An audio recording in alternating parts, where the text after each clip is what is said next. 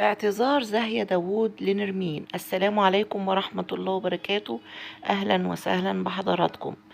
موضوع السكرينات اللي قالب الدنيا خالص.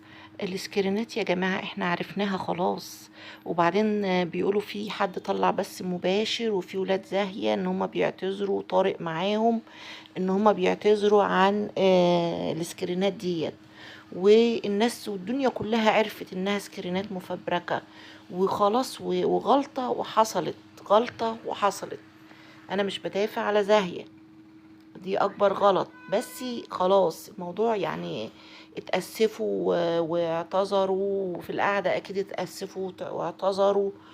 هو موضوع كبير ورخم جدا وكل حاجة وحشة فيه، بس الحاجة دي على علني وظهرت على علني، وظهر الفبركة وظهر كل حاجة. وطبعا اول ما السكرينات دي نزلت احنا واثقين في نرمين، زي ما بقول قلت قبل كده كذا مرة احنا واثقين فيها. فالناس اللي موقفة الدنيا على حكاية السكرينات يا جماعة خلاص هم اصطفوا، خلاص احنا ملناش فيه، احنا نكون محضر خير ليهم. وبعدين زاهية قالت كمان ان هي هتروح هترجعها لجوزها، وهيعتذروا لجوزها، وكل حاجة ترضيهم، ترضي نرمين وترضي جوزها وترضي اهل بيت جوزها. زاهية ناوية تعمله او يكون عملته كمان. فيا جماعة انتوا ما تعرفوش اللي بينهم ايه، احنا ما نعرفش اللي بينهم ايه. احنا بناخد الاخبار كده من السوشيال ميديا والناس المقربين لزاهية، وبنقول عرفنا ان هي اعتذرت ليها، اكيد اعتذرت، وممكن تطلع برضو في فيديو تعتذر. وعندكم اعتذروا في لايف مع حد مش متذكرة مين. وقالت زاهية ان انا هروح لها البيت واعتذر لها وهراضيها على جوزها، وهعمل كل حاجة ان انا اعوض اللي انا عملته. خلاص عفى الله عما سلف. انما انتوا شاغلين بالكم بالسكرينات. خلاص يا جماعة، ما هو احنا اتعملت وخلاص. اي اخطاء يعني هي اتعملت ونزلت وخلاص، مش هنجذر الناس بقى على الحاجة، خلاص اصطلحوا. فربنا يهدي الامور ما بينهم. وطبعا هيتعلموا من غلطاتهم ويبقوا بقى ايه حلوين مع بعض، ونرمين بقى يستبعدوها عن كل المشاكل. نرمين بقى يسيبوها في حالها ومع جوزها وعيالها، عشان البنت دي اتظلمت كتير وتعبت كتير في حياتها وقاست كتير، وهي وحيدة مع اخوها لامها يعني. مش عايزين الخالة حلمية تزعل على بنتها. فكلامكم ده اللي بيبوظ المواضيع. كله عمال يقول لي سكرينات السكرينات. خلاص يا جماعة، خلاص احنا هنعمل ايه يعني الشخصية دي اللي طلعت خلاص خلاص غلطات. مش بيحصل لكم غلطات في حياتكم؟ مش بتعملوا حاجات برضو بتزعلوا ناس وبترجعوا تتأسفوا او ما بتتأسفوش؟ خلاص الست اتأسفت اكيد واعتذرت، وده هما بيرتبوا اكيد لفيديوهات الاعتذار وكل حاجة وداخل بينهم خارج، داخل بينهم خارج.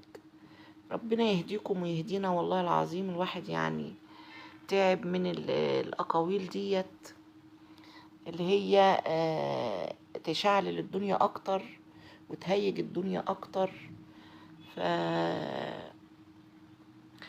يعني الحمد لله على كل حال. ربنا يهدينا جميعا ويهدي حلمية وزاهية وعيال زاهية وعيال حلمية، ويهدوم لبعض ونشوفهم. والله الواحد يعني بصراحة تعود عليهم، بقاله كتير ما شافهمش، فمفتقدينهم بصراحة. ربنا يرجعهم بالسلامة ويهدي الناس لبعضها كده، والأمور ترجع والناس تصفي نواياها ويسيبوهم بقى في حالهم، يسيبوهم في حالهم، لأن اللي هم شافوه على السوشيال ميديا ده يعني ما يرضيش حد أبدا، وتعبوا عيالهم معاهم. فشيلوا بقى حكاية السكرينات دي من دماغكم خالص، شيلوها، اعتبروها ما اتقالتش عشان الدنيا تهدى. لو انتوا بتحبوا الاتنين هدوا بقى المواضيع، وما تقعدوش كل شوية في تعليقات سكرينات وفي فيديوهات سكرينات. يعني خلاص، هي الست خلاص سامحت اختها والبنت سامحت خالتها. يا جماعة انتوا ما شفتوش البث بتاعها لما قالت احنا اتكلمنا وهم قاعدين في المكان ده، اتكلموا مع بعض، اتكلموا واصطفوا مع بعض. ف... فخلاص القصة احنا لينا فيه.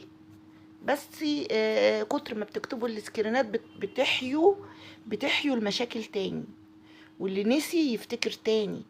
فانتوا خلاص بقى شيلوه من دماغكم كده، وعشان ربنا يبعد عنكم الناس اللي هي تشمت فيكم في مشاكل او تبقى عايزه لكم مشاكل. ما هو داين تدين. ربنا يهدي الحال ويصلح الحال ليكم ولينا، ويوسعها على الجميع يا رب.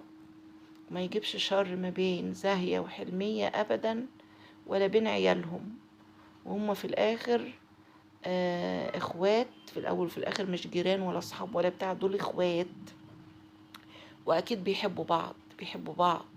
بس المشاكل دي ان شاء الله ليها وقت وليها حد وتروح بإذن الله. ربنا يرفع عننا اي كرب واي هم، ويرفع عننا المشاكل يا رب العالمين. واشوفكم في فيديو جديد، والسلام عليكم ورحمة الله وبركاته.